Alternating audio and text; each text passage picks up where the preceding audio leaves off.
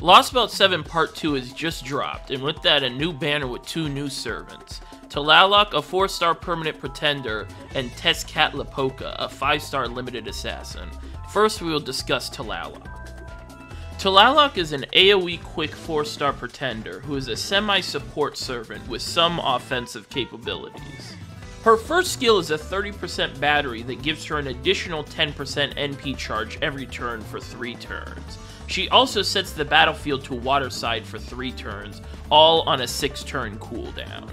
This battery skill is very nice for an AoE quick servant like Tlaloc, as the 10% NP per turn should help her a little in looping setups if that is what you want to use her for. The waterside battlefield buff synergizes with her NP, which we'll discuss later, in one of her passives that gives her a 20% crit damage up while it is on.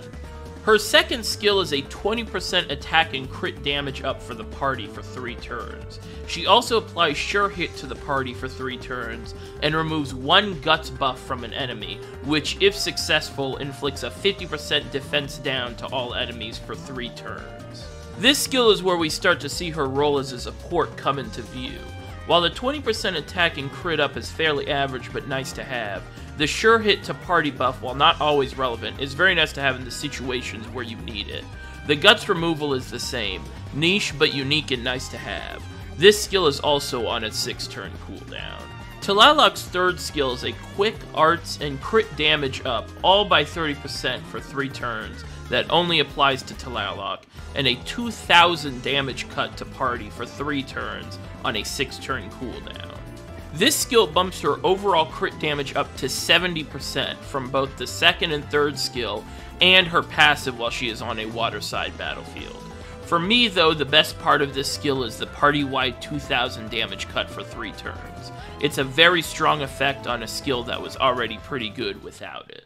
Tlaloc's NP is an AoE quick that applies an NP damage buff to herself by 20 to 40% and an NP gen rate of 20% if you are on a waterside battlefield before damage for 1 turn. After damage, she applies a 20% NP damage up to all other allies for 3 turns. The NP gen up should help her loop better if that is what you are going for, but the NP damage up to all other allies is really nice for that pseudo damage support role she seems to fill. Overall, Tlaloc is a nice quick servant with some support skills with niche effects that could be relevant in some non-farming content. Not a must-pull by any means, but would certainly be nice to have in some scenarios. Now we will go on to the 5-star of the banner, Tezcatlipoca. Tezcatlipoca is a limited 5-star arts AoE assassin. He seems to be a very powerful arts looper with some interesting effects, so let's take a look. Tez's first skill is a charisma that buffs all allies' attack by 20% with an additional 20% given to any ally with a guts buff on a 5-turn cooldown.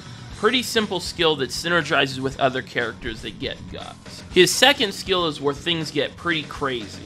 He gets a 50% NP battery with an additional 30% for all other allies.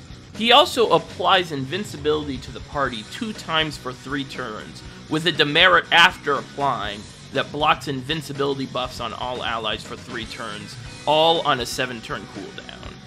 This is a very powerful battery. 50% is already nice, but the fact that he can also increase his party by 30% really opens up a lot of comps for him outside of the usual double Castoria. The party-wide invincibility is also a really strong effect.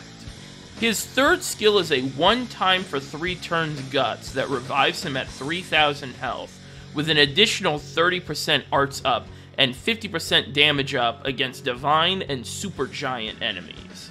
He also blocks the sunlight field for 3 turns, so sorry Gawain. This skill is a fairly normal arts up skill with some additional damage if you are fighting the right enemies. You will want to use this skill first before the charisma so you can get the extra 20% damage that comes with having guts. Tez's NP is an arts AoE that grants ignore invincibility, and his overcharge effect is an NP damage up of 20 to 40%. After damage, he charges all allies' NP by 10%.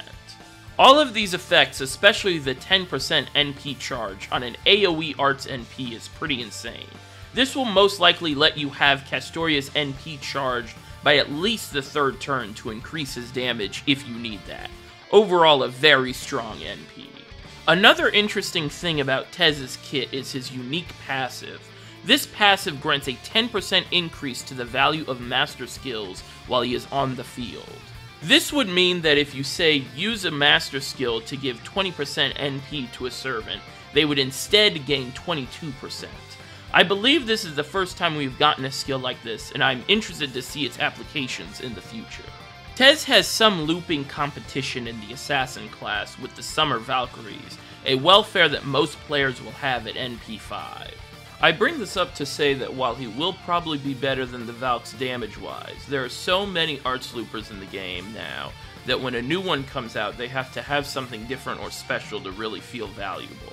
I believe Tez has that with his ability to support his teammates at basically no cost to his offensive capabilities. This opens up ideas like double DPS and 1 support comps for him, outside of just the double Castoria comps that many servants can utilize nowadays. In the end, Tez is a really strong servant and of course will be able to loop well. However, his real strength could come from the ability to use some creative team comps. Thanks for watching this video, I really appreciate it. If you guys have any comments or thoughts, please leave them down below, I would love to read them. Also, let me know if you are going to roll for either of these characters. If you would like to see more content like this, please subscribe and leave a like, I would really appreciate it. Alrighty, I hope you all have a great day. Bye-bye!